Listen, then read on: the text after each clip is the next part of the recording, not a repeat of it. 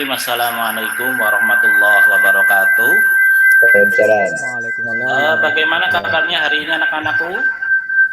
Alhamdulillah. Alhamdulillah baik Pak Guru. Tapi ketika Pak Rano tanya kabar biar semangat ya. Kalau tanya kabar bagaimana kabarnya anak-anakku? Alhamdulillah luar biasa, Allahu Akbar. Alhamdulillah. Ya, biar semangat. Bagaimana kabarnya hari ini anak-anakku? Alhamdulillah. Luar biasa. Allah. Ya, terima kasih. Sebelum pembelajaran dimulai, Bapak absen terlebih dahulu. Bayu Iswanto. Hadir, Pak. Ya, terima kasih. Ya, Alfanur. Itu sebentar Pak Rano, kira-kira kok menggema ada apa ya? Apa Saya efek? matikan aja Ustaz ya satunya ya. Ya, ini ya. Itu biasanya kalau yang double itu salah satunya itu harus dimatikan mic dan speakernya. Sudah Ustaz. Sudah ya. Sudah. Oke. Iya nggak apa-apa, salah satu nggak apa-apa, saya matikan satu saja nggak apa-apa. Oke. Monggo. Ya, kembali lagi diulangi ya anak-anakku. Nah, gitu. Bapak absen dulu. Bayu Iswanto. Hadir, Pak. Ya, terima kasih. Dialfanur.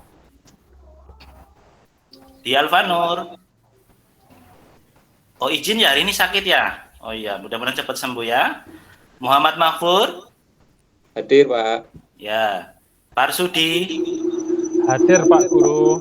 Ya, Selamat Hidayat. Hadir, Pak. Ya, Solihun. Hadir Pak Guru. Tesur Afandi. Hadir Pak Guru. Ya, Uswatun Hasanah. Hadir, Pak. Ya, Wahyono. Hadir, Pak. Oh iya, baik, terima kasih atas atensinya. Agar pembelajaran pada pagi hari ini bisa berjalan lancar, maka Bapak minta tolong kepada Muhammad Mahfur sebagai ketua untuk memimpin doa. Baik, Pak Guru, teman-teman semuanya, sebelum kita mengawali belajar pada pagi hari ini, mari kita berdoa terlebih dahulu. Kita awali dengan baca basmalah. Bismillahirrahmanirrahim. Raditu billahi rabban wa bil islami dinan wa bi muhammadin nabiyyan wa rasulan rabbi zidni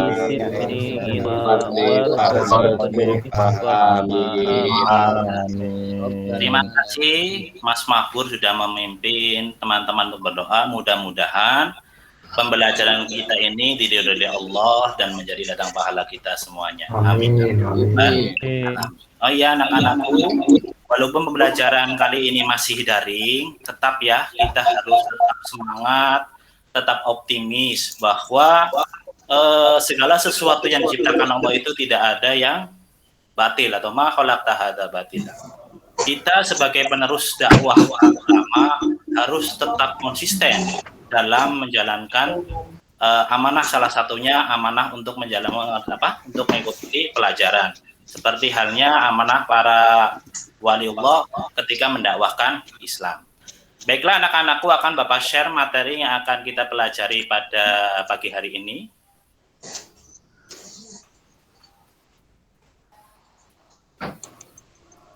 Sudah nampakkah anak-anakku? Belum, Pak Guru. Belum, Pak. Ya, ini sebentar lagi. Sudah nampak? Sudah, Ya. Pak.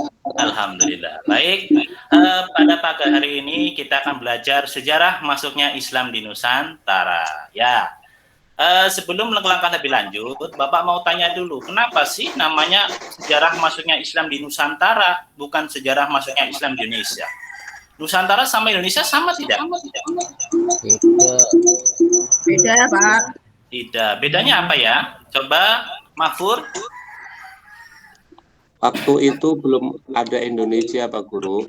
Waktu Oh. ada Sunan-Sunan. Iya, terima kasih. Untuk Solihun coba, kenapa itu Nusantara bukan Indonesia? Iya, belum terwujudnya negara Indonesia Pak Guru. Iya. Usmatun coba, dari perempuan coba Usmatun, kenapa itu namanya Nusantara bukan Indonesia? Iya, Indonesia belum lahir, Pak. Oh iya, terima kasih, Masya Allah. Murid-murid Parano pinter-pinter semuanya ya. Ternyata Masya Allah luar biasa. Baik, akan kita sebelum pelajaran pagi kita diskusikan dulu tentang apa sih yang akan kita pelajari pada pagi hari ini. Nah, silakan diperhatikan itu kompetensi dasar dan IPK-nya. Jadi nanti kita tahu bagaimana sih kita pelajar ke depan itu akan seperti apa.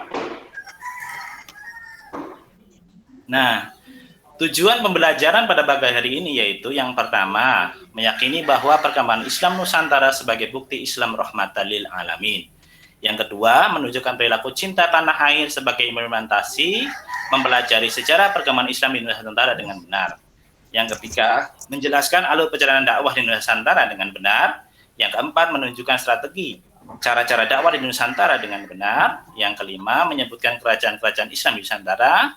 Dan yang keenam, mengambil hikmah kehadiran Islam di Nusantara. Jadi ini nanti kita akan belajar itu tujuannya seperti ini. Nah, ini peta konsepnya. Jadi nanti kita jelas arah pembelajaran kita. Yang pertama, teori masuknya Islam di Nusantara yang akan kita pelajari. Kemudian yang kedua, proses penyebaran dakwah Islam di Nusantara. Ketiga, kerajaan-kerajaan bercorak Islam di Nusantara. Dan yang keempat, hikmah hadirnya Islam di Nusantara. Nah, teknik penilaiannya nanti Bapak sikap menggunakan jurnal guru. Kemudian pengetahuan ada soal lisan maupun penugasan. Nanti penugasannya berupa browsing tentang peradaban masyarakat Indonesia, pengaruh Islam terhadap peradaban. Kemudian keterampilannya ada portofolio, yaitu Bapak mengambil nilai terbaik dari tugas-tugas yang telah kalian kumpulkan. Nah, silakan perhatikan gambar berikut, anak-anakku. Nampak gambarnya? Nampak, Pak Guru. Nampak, Pak Guru. Nah. Pak Sudi, ini gambar apa ini? Yang nomor 1? Makam, Pak Guru. Oh, makam, pinter. Yang kedua, Slamet. Gambar apa ini? Slamet. Yang mana, Pak Guru? Yang ini, yang nomor 2. Oh, itu masjid. Masjid. Di depannya ya. menara. Ya, pinter. Yang gambar nomor 3, Tesur. Apa ini? Gambar apa, Tesur? Nomor 3, Pak Guru. Ya. Yang mana, Pak? Nggak kelihatan, Pak Guru. Ini, nampak. Yang sebelah mana, kanannya. Pak? Oh, ya sudah. Oh, itu masjid, Pak. Masjid Demak. Ya, terima kasih. Yang di bawahnya ini, yang di bawah makam apa? Gambar apa ini? Solihun. Yang mana, Pak Guru? Yang gambar ini di bawah makam. Petruk. Oh, itu di bawah makam. Nggak kelihatan jelas ya Pak Guru ya. Oh iya, udah nggak apa-apa. Mungkin yang lain Pak Guru yang jelas. Saya Iya, jelas, ini gambar. Pak Guru. Iya, maaf ini memang gambarnya lagi. Bapak cari yang gambar representatif adanya ini ya, Pak Guru ya. Wayang ya Pak Guru.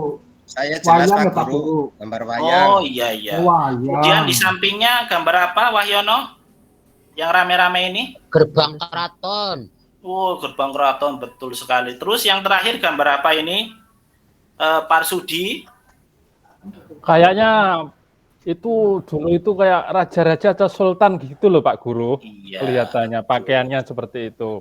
Berarti dari gambar-gambar ini siapa apa ya? Kita akan belajar apa ya?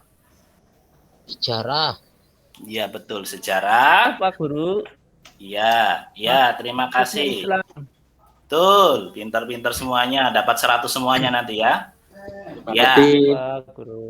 Nah, teori masuknya Islam di Nusantara. Ya, yang pertama ada teori Gujarat yang mengatakan bahwa Islam datang ke Indonesia berasal dari Gujarat atau tanah India pada abad ke-7 sampai abad ke-13. Nah, ini teori Gujarat itu mengatakan bahwa Islam itu masuk ke Nusantara itu melalui jalur perdagangan yang dibawa oleh pedagang Muslim dari Gujarat atau India. Yang kemudian yang kedua, teori Mekah yang mengatakan bahwa proses masuknya Islam ke Indonesia itu langsung dari Mekah atau Arab. Proses ini berlangsung pada abad pertama Hijriah atau abad ke-7 Masehi. Tahun pertama Hijriah, maaf Bapak salah ketik. Jadi masuknya Islam di Nusantara menurut teori Mekah itu sejak Rasulullah masih ada. Kemudian yang berikutnya teori Persia yang mengatakan proses kedatangan Islam ke Indonesia berasal dari daerah Persia atau Parsi, ini Iran. Pada abad pertama Hijriah atau abad ke-7 Masehi, hampir sama dengan teori Mekah ya. yang terakhir teori Cina yang mengatakan Islam masuk ke Nusantara dibawa oleh para perantau Cina yaitu abad ke-7 Masehi. Nah, ini 4 teori masuknya Islam ke Nusantara. Nah, ini prosesnya masuk Islam ke Nusantara. Yang pertama melalui perdagangan. Jadi para pedagang Muslim yang menetap di kota-kota pelabuhan untuk membentuk perkampungan Muslim. Jadi begini, para pedagang itu otomatis kan menetap sementara di wilayah Nusantara. Mau tidak mau mereka akan mendirikan sebuah perkampungan. Nah, contoh perkampungan itu di Bekojan, Jakarta Barat. Sekarang masih ada ya, kalau arah barat itu. Kemudian melalui perkawinan, yaitu seorang yang menganut Islam menikah dengan seorang yang belum menganut Islam, sehingga akhirnya pasangan itu ikut masuk Islam. Yang berikutnya melalui jalur dakwah. Ini yang tadi yang teori Mekah. Jadi penyebaran Islam itu melalui para dai ya. Dan dai menyebarkan Islam ke seluruh penjuru Nusantara. Kemudian melalui pendidikan, yaitu proses ini dilakukan dengan mendirikan pondok pesantren. Yang mana pada waktu itu fokusnya adalah pada pengajaran pendalaman ajaran Islam. Berbeda dengan sekarang sudah ke ranah modern juga. Jadi bukan hanya belajar tentang Islam. Kemudian yang berikutnya melalui seni budaya. Yang tadi Pak Rano tunjukkan gambar wayang yang kata Solihun nggak jelas ya. Nah, itu gambar wayang salah satu melalui seni budaya. Kata saya, Pak. Oh iya, Pak Guru. Pak Guru kata Iya. saya, Pak. Oh, kata Tesur, maaf. Bapak tadi karena kalau Mas Tesur saking gantengnya jadi sampai ke sliwer sama Pak Lihun ya, mohon maaf. Kemudian teori tasawuf melalui tasawuf, yaitu penyebaran Islam itu masuk ke dalam pemikiran Hindu itu, maksudnya itu mewarnai kebudayaan yang masih bercorak Hindu. Mana sini apa? Nah, ini contoh kerajaan Islam di Nusantara.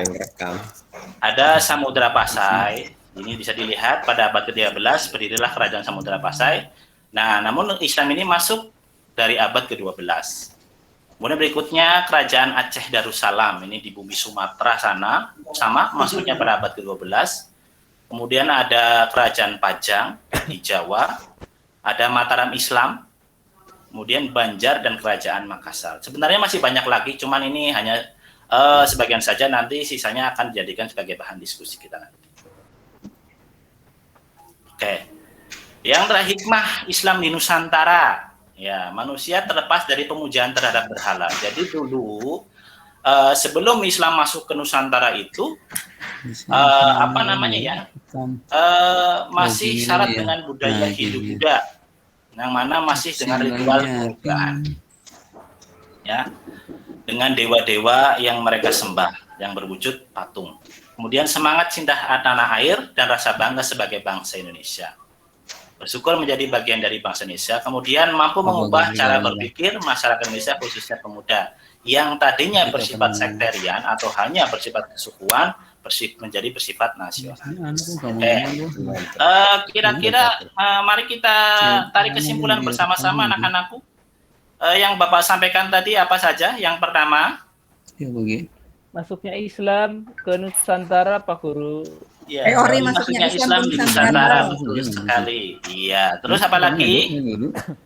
Teori-teori masuk Islam ke Nusantara, Pak Guru. Oh iya, pintar. Tesur, coba yang lain masa tesur terus. Yang lain coba. Pak Sudi apa lagi? Teori. Ada teori Cina, Persia, Pak Guru. Berbagai teori, Pak Guru. Teori masuknya Islam tadi ada yang lewat perdagangan, ada yang lewat perkawinan, pendidikan, seni budaya, Pak Guru. Iya. 2 menit lagi ya Pak Rano ya. Oke.